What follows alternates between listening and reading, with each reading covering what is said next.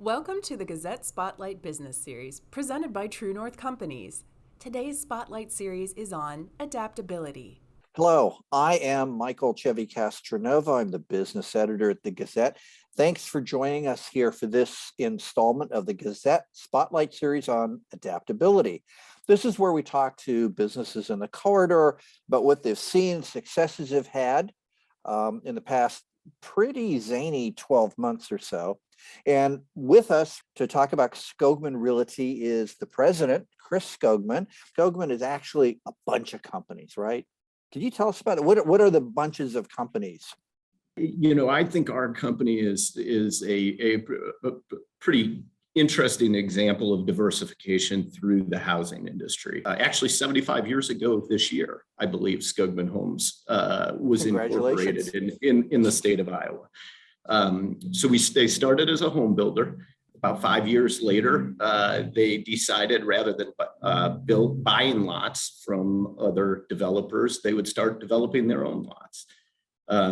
Fast forward a little bit further to the 60s, and they started an insurance company because obviously, as we all know, when you buy a house, you have to insure it. In 1973, my father actually started Skogman Realty, the residential side of the company. And again, it was basically started out of the realization that we were building at that time hundreds of homes each year and paying real estate brokerages to sell them. So why not start our own real estate? In the 90s, we expanded into commercial real estate. We expanded into multifamily construction and ownership in the late 70s. And then our most recent acquisition of our current set of companies was in 2019 when we expanded into the remodeling business through an acquisition of D&B Remodeling. So we have 6 current profit centers that we're operating. But over the years, we've been involved in everything from, we've had a mortgage company, floor covering distributorship. We owned an asphalt company, even had a sod farm at one point so we could provide the sod for our homes. Who doesn't need a sod farm, right? Yep. But that's basically what it's been, is we've just kind of looked at the chain of ownership of real estate and tried to insert ourselves into as many of those links as we could. Okay. Well, we see Skogman signs everywhere, more visibly downtown, the downtown building. I read probably in the Gazette that you had initially intended to spend more than $11 million on that headquarters. And we're talking about First Avenue Southeast there across from the hotel. Why was it important to be downtown? We've been downtown since the early 50s, I believe. And dating back to my great-grandfather, I think this family has always believed that we have a responsibility to try to be a part of the improvement of the cities that we live and do business in. And, if you think back to 2008 and the amazing renaissance of sorts that has happened, whether it's Nubo or Czech Village or the downtown area and the reinvestment that's come after the flood, we thought it was important to try to play a small role in continuing that momentum. So it was critically important for us to remain downtown. We've gone through this pandemic. We're still, in some aspects, going through a pandemic. About 18 months ago, we had that derecho that tore through. I think it was 18 months ago. How do you keep a public-facing business, real sales? How do you keep that running during all of this, where you've got to take people out to houses and you have to touch doorknobs and you got to sign things, and you got to shake hands? How do you do that? Those 2 events that you talk about, whether the pandemic and the derecho, were obviously different, but very different for us. So much of our job is to bring the public in to open houses and things like that. And we couldn't do that, and we shouldn't do that. And in fact, I believe we were the first real estate company in Cedar Rapids, Iowa City area to say that we were going to stop doing open houses. We were going to stop shaking hands. All those things you just mentioned. We were going to protect our people and our community in front of our company. We did virtual open houses. You said, opening doors and letting people in. We were putting signs out in front of houses saying, we will let you in on your own time, and you can tour through it without having people there. So we did find some pretty innovative ways to try to keep physical distance while still running our business.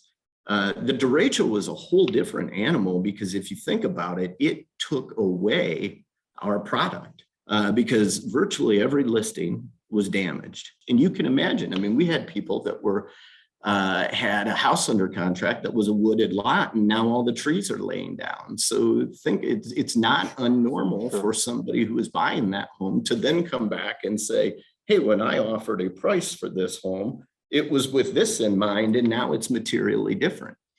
The other thing that was really different about that is, in our industry, as you could imagine, we invest in real estate. We, meaning our real estate agents. We encourage them to do that. And so they had a lot of rentals in addition to their own homes that everybody had to just pause and stop. The real estate market stopped in August of 2020, even more than it did in April of 2020 during the pandemic. Where is the residential real estate market right now? Should I sell my house? The reality of the market we're in is it's not that there are no listings. We're listing them at a pace that is enabling us to sustain a sales rate higher than what we had last year. We're just not listing them at a pace that allows us to build a surplus. For every one we sell, we're listing another one, and that market is staying relative. That inventory supply, I should say, is staying relatively constant, but it is low. In fact, it's probably 20% of what it was back in the Great Recession 10, 12 years ago, to give you some perspective. At the end of the day, yeah, if you're going to sell right now, you're probably going to sell quick. You're going to sell for a high value, and you're probably going to do real well. I've been here 11 years. Every panel I've ever done, this comes up. Recruitment and retention and keeping people. We don't have a lot of people in Iowa to begin with. And the pandemic, for whatever reason, and everything that came with that, seems to have made it worse, trouble finding workers. How are you finding that for Skogman? And what kind of skills does one need to sell real estate and do some of the other things? We've done quite well hiring. Since the beginning of 2020, we've brought on 79 new agents. We're probably the unfortunate benefactor of the pandemic there. Mm-hmm. And the reason I say that is when I look at some of the industry clusters that our new agents have come from, I'm seeing more people coming from the medical field and the education sector than we traditionally do. And I have no idea, but I can only wonder if the environment that those folks have been working under over the last 2 years has encouraged that change. It goes hand in hand with the question that you asked, which is, what are the skill sets that the real estate company or make a good realtor? And my father, who obviously was my mentor and who preceded me in this position, used to always tell me that if anybody comes to you that was a nurse, a coach, a teacher, anything like that, a social worker, they're probably going to be a really, really good real estate agent. And it's because of that natural desire to nurture, where we have followed suit with everything you hear on television is on the home building side. During the Great Recession, as you know, housing was at the center of that, and home building got hit really hard. And whether it was contractors, builders, suppliers, they left in droves and they didn't come back. So over the last 10 years, really, quite frankly, the home builders have been unable to replace the obsolete housing stock, the housing stock that's lost in floods or storms, and housing stock, really, quite frankly, that has transitioned from owner occupied to investor. We're at a point right now where there's probably not a home builder in America that wouldn't say if they could increase their capacity to turn out homes, they could increase their sales because the demand is there. The problem is finding the guys to help us construct the homes.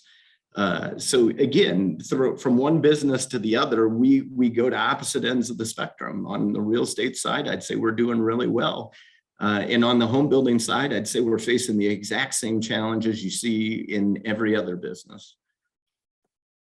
Okay.